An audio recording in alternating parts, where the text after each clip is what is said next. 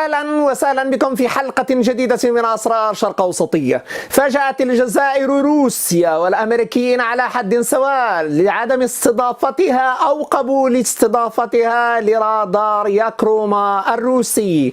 هذا هو النبأ الذي كان مسيطرا على كل الأوساط والكواليس الدولية لسببين مركزيين. أولا، لأن الجزائر تريد أن تكون لها سيادة على أراضيها بعيدا عن التنافس الروسي الأمريكي أو عن أي استقطاب بما فيها ضد الحلف الأطلسي. هذه زاوية. الزاوية الثانية والأهم هو قرارها المباشر بعدم استثارة الأمريكيين، لأن كوبا، لماذا كوبا وضعتها إدارة ترامب على قائمة الإرهاب وأعادتها إلى قائمة الإرهاب؟ لسبب بسيط، لأنها قبلت أن تكون عرضا لرادار ياكروما الذي يسيطر على كل الأراضي الأمريكية ويغطيها بشكل كامل، بل يهيمن على كل مقاتلة دخلت أو خرجت من الولايات المتحدة الأمريكية،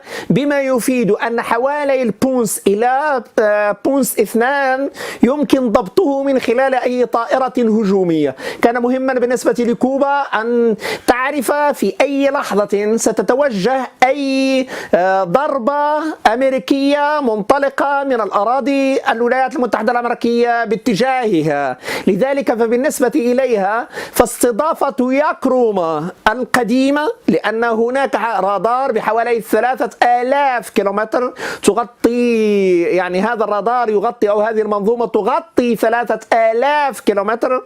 هذه هي التي قبلتها دائما كوبا، لا في السابق ولا في اللاحق الآن.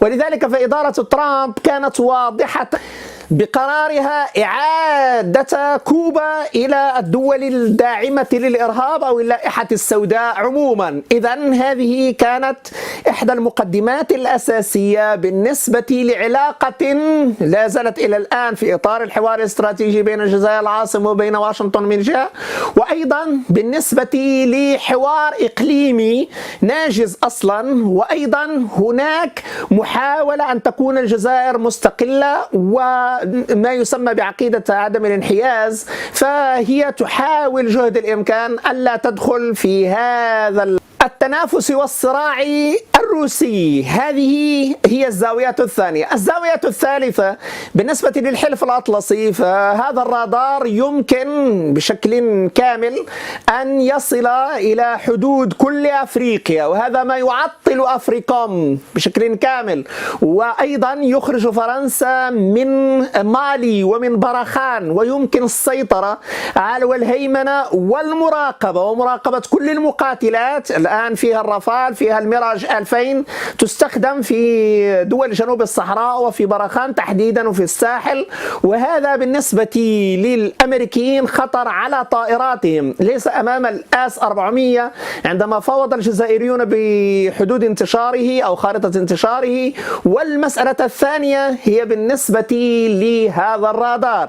هناك رادارات جزائرية قبلها الأمريكيون عوض أن تكون الأراضي الجزائرية منصة روسية لكل أفريكوم، لأنه في حال قبول الجزائر لياكروما على أراضيها فإن كل المقاتلات الفرنسية والأمريكية ستكون تحت الرصد، ليس فقط الجزائري وإنما الروسي أيضا.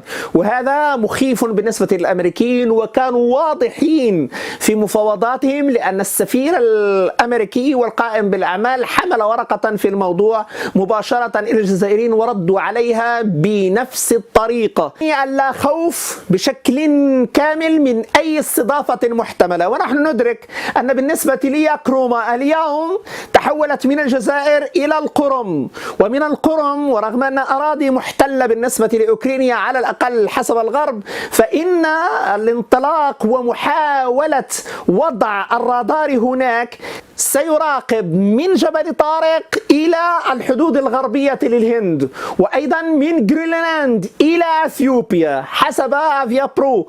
إذا الأمر يتعلق بمحاولة نقل ياكروما من القرم إلى الجزائر. وعندما حس الروس أن الرفض يمكن أن يكون من الجزائريين ساعدوه إلى القرم. وبعد هذا الضغط الغربي المحتمل من بايدن ومن غيره، فإن هناك احتمال أيضا مع الإدارة الجديدة ومع التعاون التركي الأوكراني بخصوص القرم ومصير جزيرة القرم، أصبح هناك سؤال: هل يمكن نقل ياكروما إلى الجزائر مرة أخرى؟ هذا الذي جعل الأمريكيين يتصلون بالجزائريين من أجل وقف هذا المشروع. وأخطر من كل ذلك، فإن هناك ترتيبا جديدا يتعلق بمحاولة الجزائريين عدم إثارة أفريكوم من الاتجاه الآخر، ولذلك فالبحرية لأفريكوم تريد بروتوكول ناجز مع البحرية الجزائرية كما هي مع الحالة في تونس وغيرها من الدول. وأيضا هناك ترتيبات أخرى. المهم أن الجزائر لا تريد إثارة أفريكوم ولا الحلف الأطلسي، وأيضا بالنسبة لأمريكا ومخططها فهي لا تريد أن تثير أي من المشاريع، وفي نفس الوقت أن يضمن الجميع أمنها واستقلالها في قرارها. وهذا الذي يجعل من اللعبة الدولية، رغم أنها مكثفة من أجل حصار القرار الجزائري في حدوده، إلا أن الدستور الجديد أعطى إمكانية لاستخدام وأيضا لعمليات خارجية بالنسبة للجيش الجزائري. وهذا الذي وضع الجميع وخصوصا فرنسا التي لا ترغب على وجه الإطلاق بأي عمل خارجي عسكري لهذا البلد في أفريقيا، لأنه سيؤثر على مصالحها من جهة، وثانيا لأنه قد يقسم أكثر أفريقيا ما بين القوى المتصارعة من جهة، وأيضا بالنسبة للجزائر فإنها تعطي مدى الاستقلالية أو ما يسمى بالنزعة الاستقلالية للبلدان الأفريقية أو النزعات الوطنية الجديدة التي هي اليوم وبعد الديمقراطية الأفريقية في جنوب الصحراء وما يسمى بالوطنية أو الوطنية الجديدة. هذا سيعطي أفقا آخر مختلفا لأفريقيا وسيغير أفريقيا. لذلك فالجزائر يجب أن تبقى في حدودها قوية، لن يمسها ولن يمس مصالحها أي شيء ولا أي طرف، ولكن في نفس الوقت ستعطي نوعا من الضمانات للأفريكوم، للحلف الأطلسي، لفرنسا. وبالنسبة للروس فإنهم راغبون بالشكل الكافي من أجل استضافة الجزائر لرادار ياكروما ب4 أحزمة. وهنا يطرح السؤال: الجزائر اليوم هي أكبر وهي قلب هذا المشروع بالنسبة لروسيا، وإن لم تكن القرم فلا يمكن إلا أن تكون الجزائر، وأي حصار في القرم فيجب على الجزائر أن تسلم هذا المفتاح إلى روسيا، وإلا ضاعت في غرب المتوسط، بل ستؤثر أيضا في تموقعها في الشرق المتوسط. هذه نقطة رئيسة. بالنسبة لقاعدة تشوكوتكا فهذه القاعدة ستسيطر إلى حدود الألاسكا، وبالنسبة